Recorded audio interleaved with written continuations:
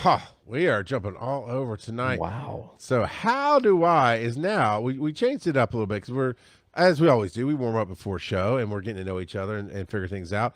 And Joe and I were gushing a little bit about how we've followed Dadbod veteran for a while on TikTok and you're very gracious. I will give you that. You're very gracious. I love the humility. That's the hardest thing about what people do in this world.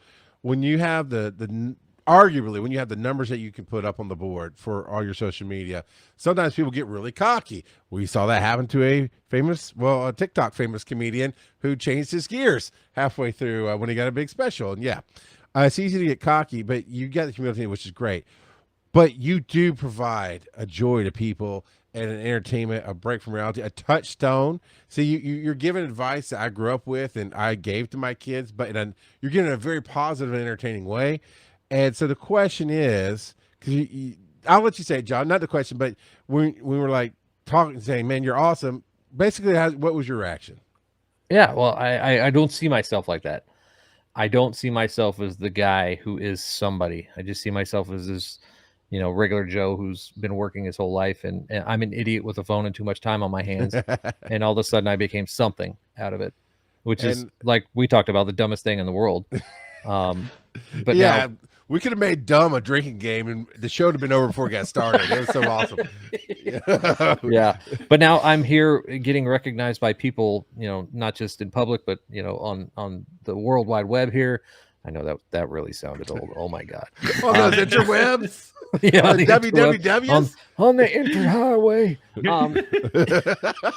And you guys are looking at me like I'm somebody, and I just don't see myself like that. And as much as I appreciate it, it's hard to. It's one of the hardest things that I've ever done is being a. I hate the word influencer, being a creator of recognition. There you go. It's a great title. Yeah. Is to adjust to that in public. Like it took me a good couple 6 months of, Mrs. DBV was always there coaching me. She'll see the interaction about to happen, or she'll see somebody from across the room that's given the eye, and she knows it, she recognizes it. She actually carries stickers and coins and stuff in her purse for that reason. Nice. But she'll coach me on the interaction beforehand, and she'll coach me about it afterwards, because I also have to recognize that what I've created, like you said, it brings joy to people. People are happy about it, and they identify with it, and they see it every day, and some of them look forward to it, right?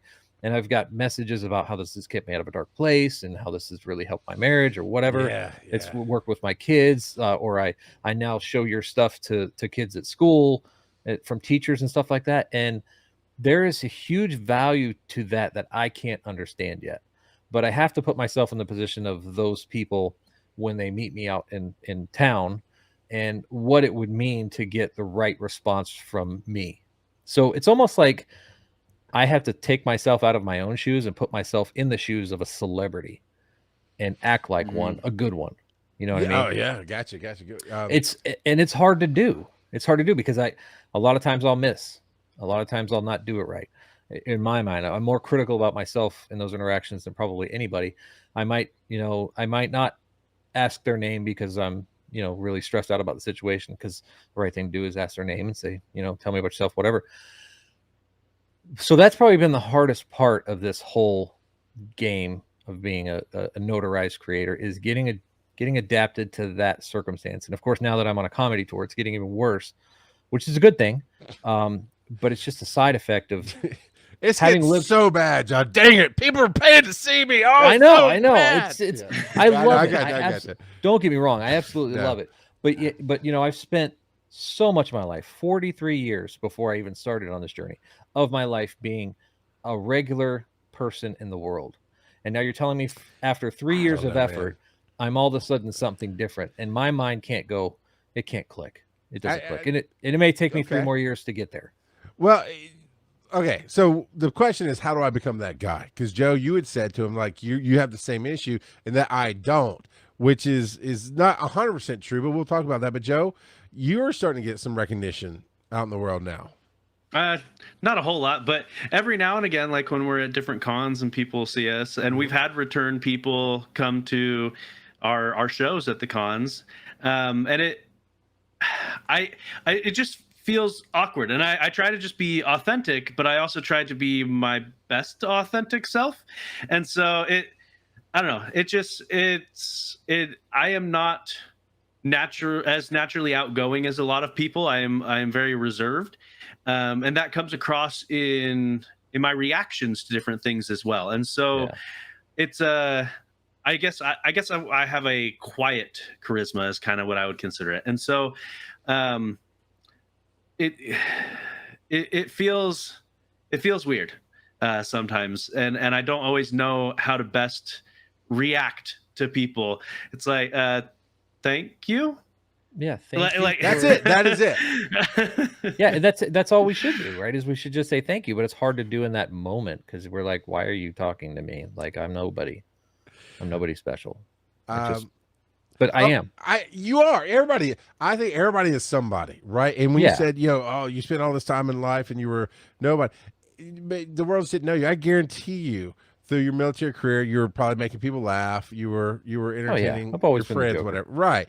And in your corporate gig, you probably make people laugh. But it's also, I'll give you, you could. We always let our guests talk about their personal life. We're not going to brag it in, but you did reveal to us some of what you did, and I get it. In the life that you live for your job, you're in a different mentality. So if somebody comes up and is like, "You're a Dadbod veteran," you're having to shift. It's almost like a separate part of the brain. Yeah, you're shifting a gear. It's the Clark Kent and Superman.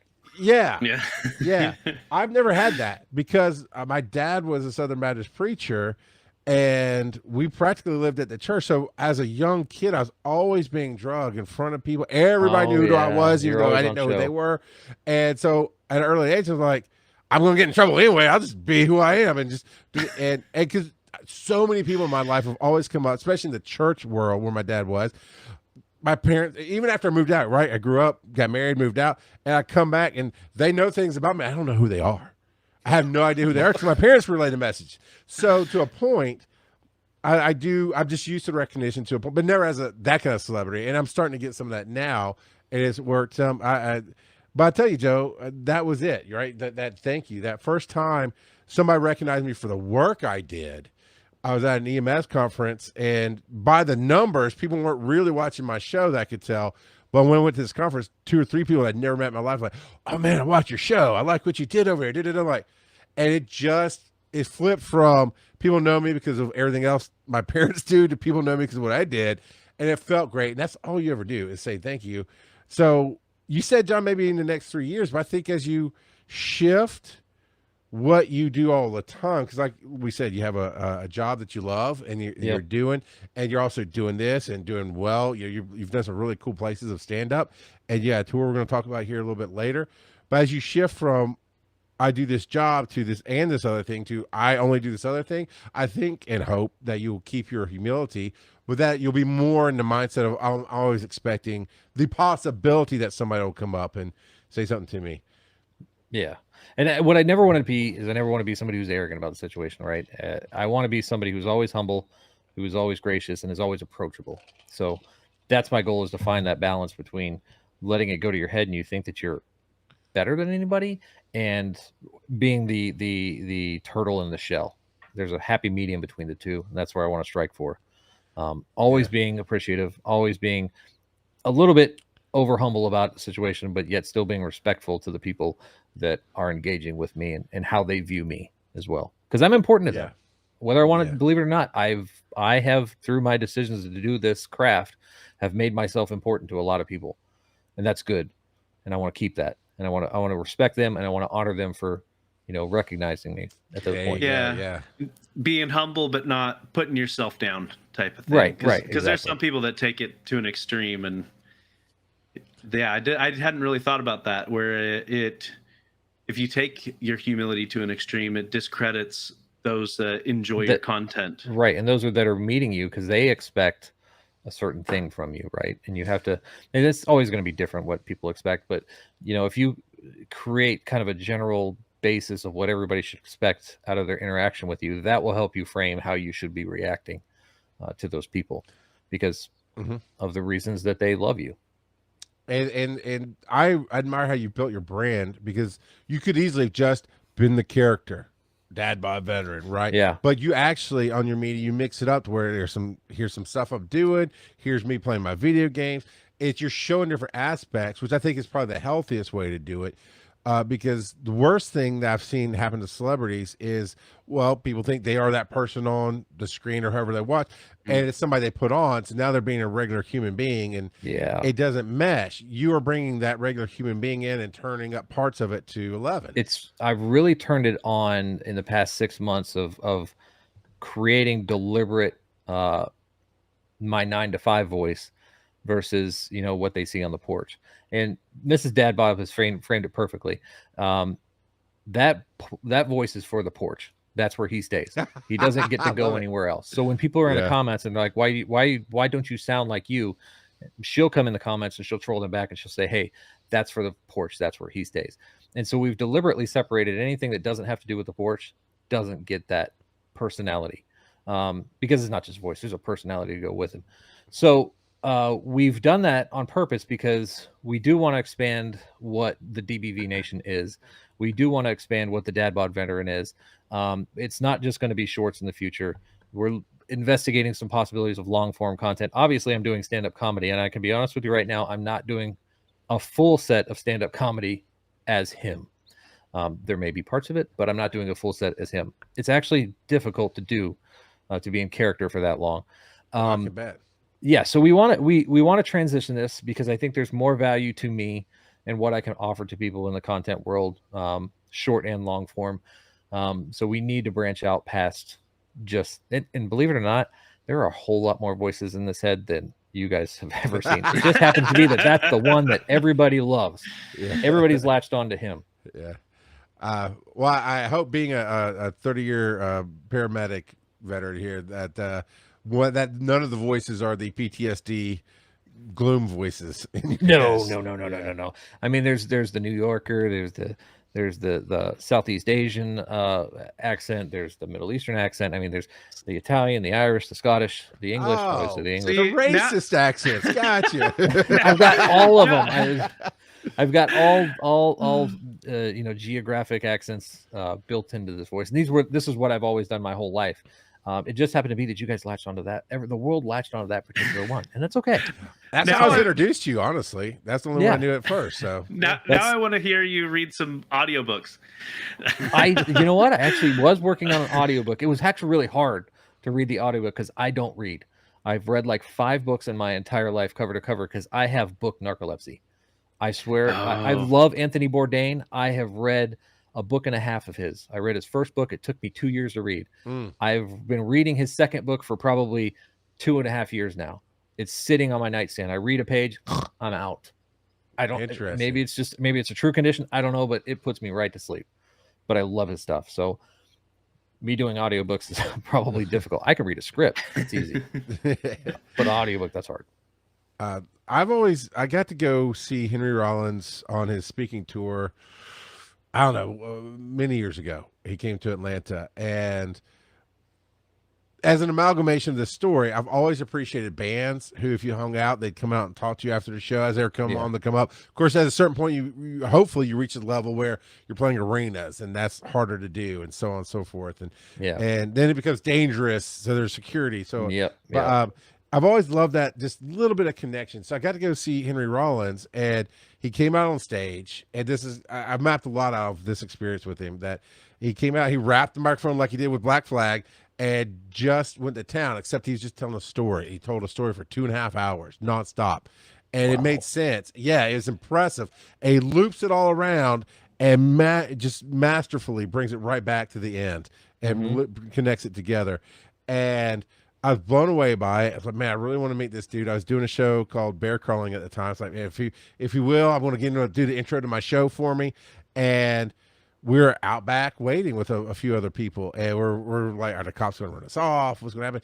And he comes out, and he's like 5 foot even. I mean, he's the littlest dude ever had, but he still can break me in half. I'm 6'7". I know, but he can still break me in half. And he comes out, and Henry Rollins has always kind of got this grumpy face on it, but he was happy, but as grumpy happy. And He took pictures with everybody. And I asked him, like, can I pick you up? He's like, no, but I'll strangle you. And he did. I got a picture of him strangling me. And then he that's happily awesome. read the intro to my show because I asked. And he did it. And like, that's how I want to be. Because he's got to be exhausted. I mean, that's a lot of energy to tell a story like Yeah. that and everything else. I can't imagine. And he just gave back to the fans that waited. And that's what I'd like to do as much. To Eminem, right? There's famous stories of Eminem coming out and security's trying to push people through. And he's like, no. Without these people, I wouldn't be fully here. be That's who right. I want to be. We're always going to be who we are, but we can't get paid to do it if people aren't buying it. That's right. That's absolutely right. And we're the same way at our show. We try the best to do all of our interactions that we can with the people in the crowd, either during the show or after the show. I do my set first. Yeah. So that I can then go sit in the crowd, and I go sit in the crowd and watch the other creators do their sets. So I'm always sitting next to people when I do it, and they're all like freaking out. But then after, for 5 minutes, they relax, and they're like, he's just a dude watching a show. Yeah. Because that's what we are. I mean, that's what Henry Rollins is. That's what I am. Yeah. That's what we all are. We put our pants on the same way, one leg at a time. Some people have nicer pants than others do, but we're still putting them on the same way. And so I think that's the beauty. That's probably the best thing about celebrityisms or celebritydom as a creator, is that we have a different relationship with our fan base than a true celebrity. We are, because we're connected to them more closely. We're connected, right? We're connected on the daily. We're connected on the hourly for some. And there's just a different relationship between the two. And so when we're approaching the public, it's a whole lot easier to digest what the intent is behind our people who are interacting with us, versus if you're a celebrity and you've never interacted with a human being, you don't know what's coming. So you're just, very standoffish. So that's one of the beauties of this whole situation. And hopefully we can keep doing that. That's what we want to do. Yeah. Random kid here has a statement for you. Dadbod should do some voice acting for the next Call of Duty game. I've done that when I was playing. When I have switched voices many. I've gone into Joey. Joey's one of my favorite guys. Listen, this guy, he's a ball buster like you wouldn't believe. Okay, and he's not meant for the public so much. Okay, because he says a lot of bad words, but he's the kind of guy. Did you get him in Call of Duty? He does some things. Okay, we can't talk about the things, but he just does it. That's all we know. That's all we can talk about. That's Joey. That's Joey to Dadbod. And Random says you should have Dadbod do a reading for the intro of Wise and Nerdy. Well, we'll see. Yeah. We'll see if we Let's don't irritate him too much to the show. Maybe we can Nah, he ain't give gonna him some irritate me. green M&Ms. So It's on my rider.